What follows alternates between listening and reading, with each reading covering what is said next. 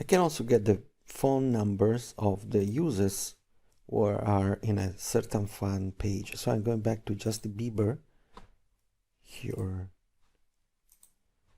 I'm gonna get this guy. Okay, I'm gonna copy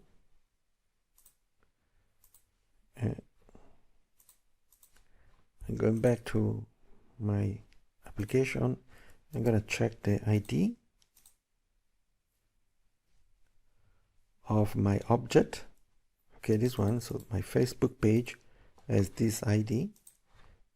I'm going to Facebook phone extractor, fan page, phone extractor. Okay, and here I'm gonna paste extract.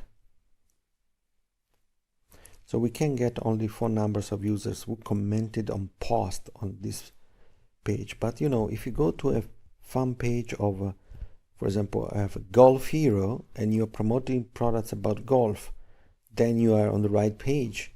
You get a lot of users that you can promote your products to.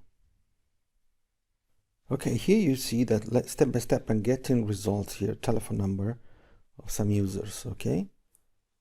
So, and then we can continue. I want to stop now, otherwise we stay a long time.